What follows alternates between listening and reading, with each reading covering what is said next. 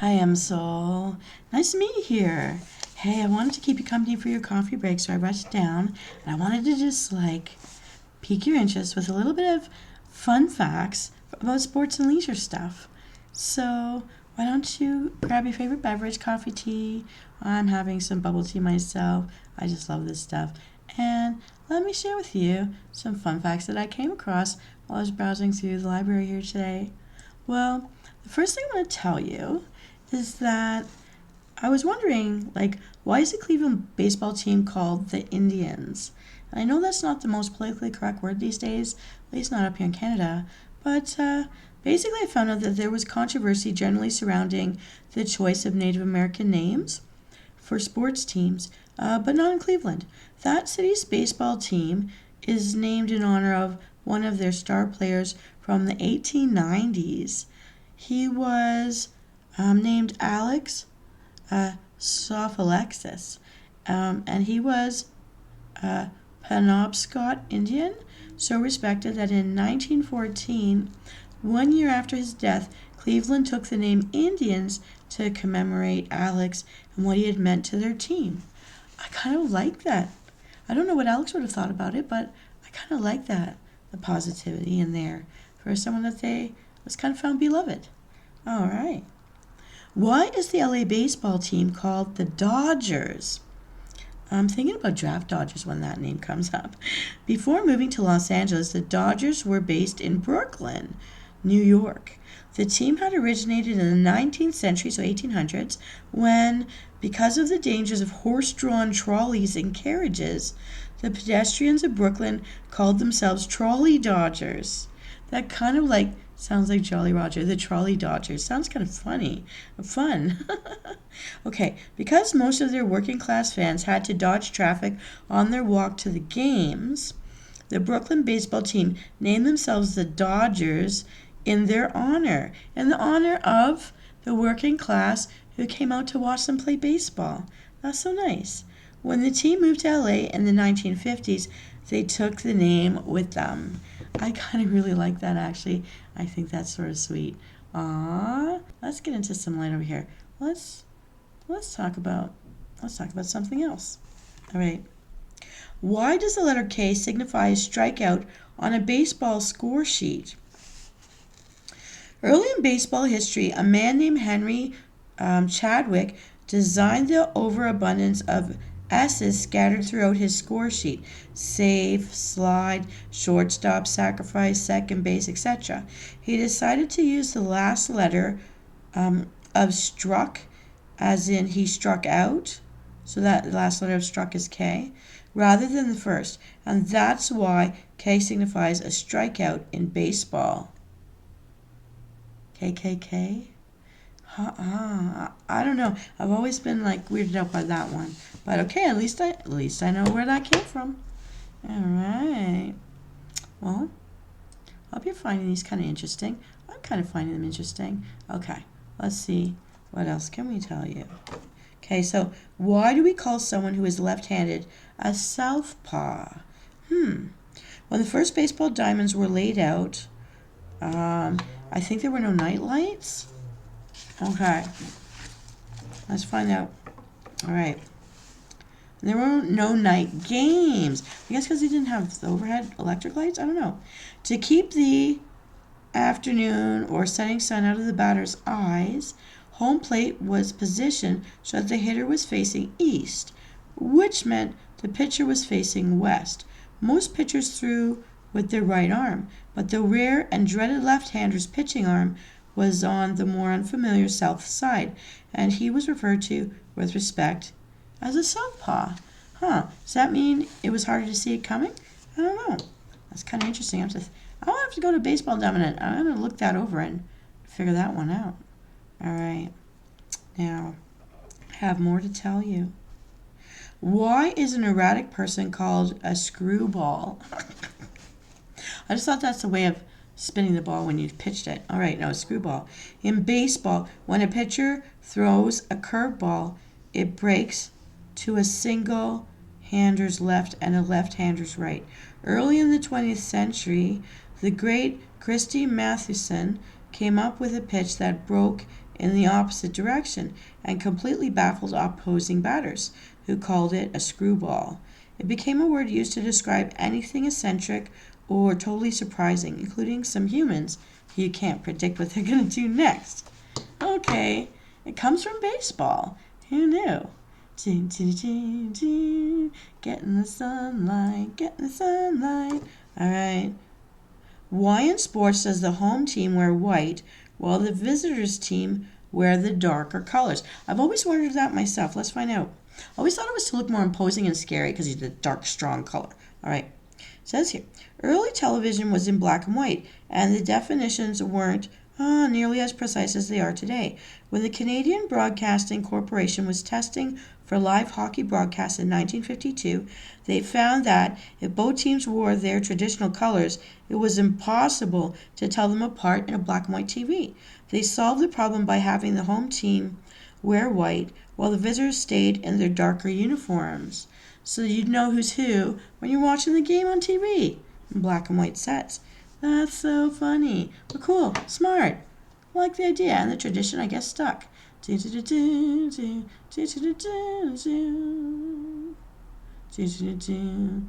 me do a disappearing act there for a minute. Ooh. All right. Let's read one to you from here. All right. So, what else can I tell you? Why is a football field called a gridiron? I always thought that, I guess because of the movie with the gridiron, I thought it had to do with prisons with the metal bars on the jail cells. But apparently wrong right there, football. It's about a football field called a gridiron. Maybe because the lines on the field look like bars on a cell wall. Let's find out. Okay. The word football first described a game involving two teams and an inflated animal bladder in 1486. The game evolved several times before hitting North Americans, and they introduced new rules such as 3 chances to advance the ball 5 yards. That led to white lines being painted on the field, and from the stands, these lines gave the field the appearance of broiled meat from the metal grating of a griddle or a gridiron, and so that's what they called it. So it's like barbecue lines, those barbecue lines. That's the gridiron.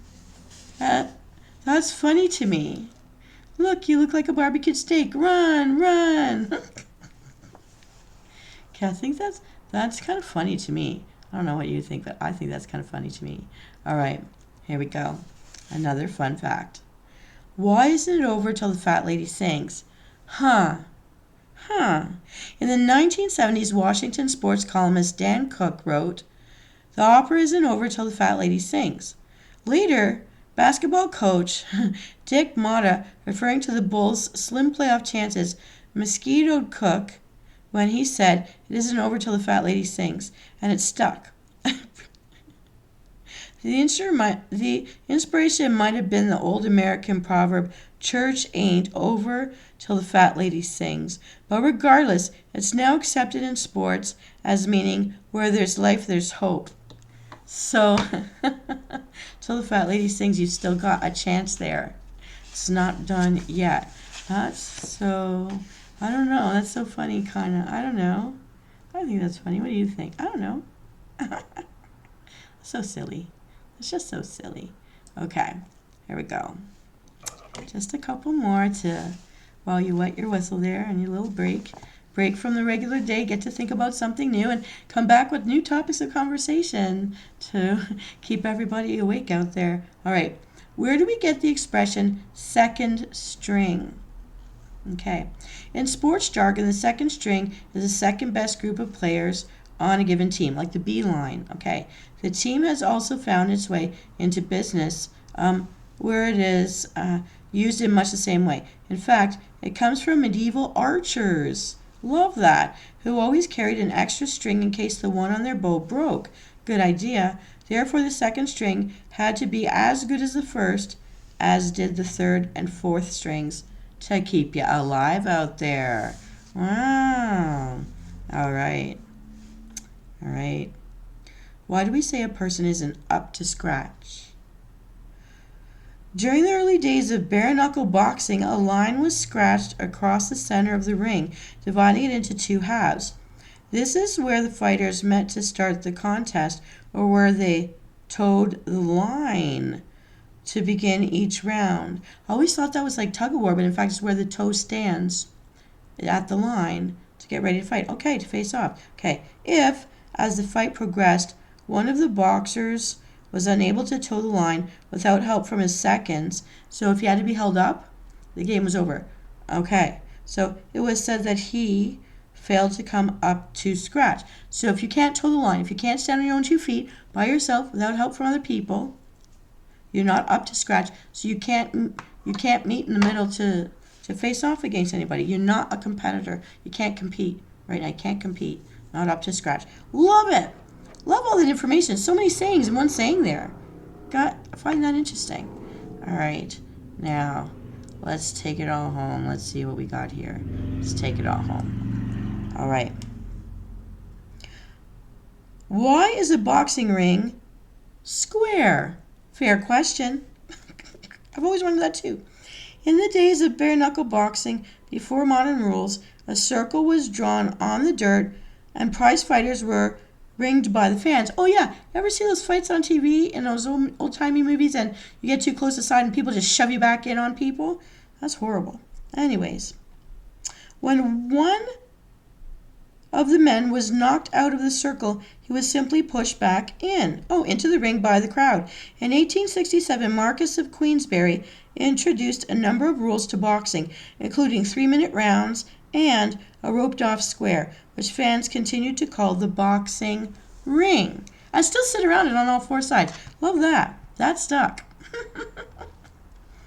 Well, I don't know how you're feeling about these little fun facts. I know you didn't expect to know what to hear today, but I'm feeling like we're doing a good job. I've got one more for you.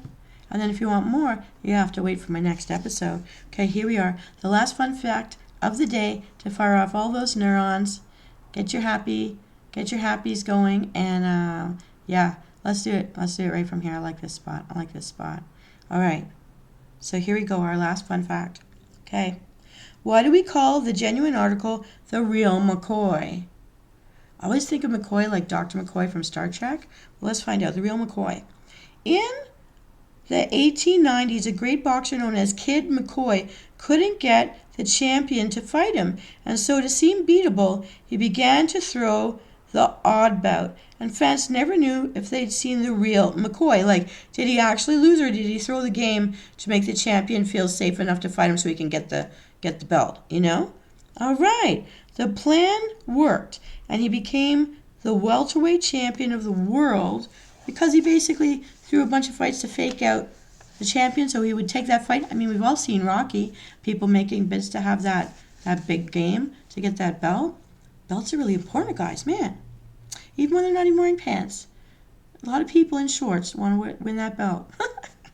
All right. Once, while in a bar, McCoy was challenged by a drunken patron who didn't believe that he was the great boxer, and McCoy flattened him. When the man came around, he declared that that man who had knocked him out was indeed the real McCoy. That there, son, was the real McCoy. Wow. Ouch. Get him some frozen peas, people. All right. Well, Msoul, I'm glad you stuck around with me for your little coffee break. I hope you're feeling much better, enthusiastic and joyful. And, you deserve a break today. Never feel guilty about that. You don't have to explain your need for a rest to anyone, not even yourself. This is Venus Callida. Glad to see you, and hope to see you next time. Have a great day. Bye.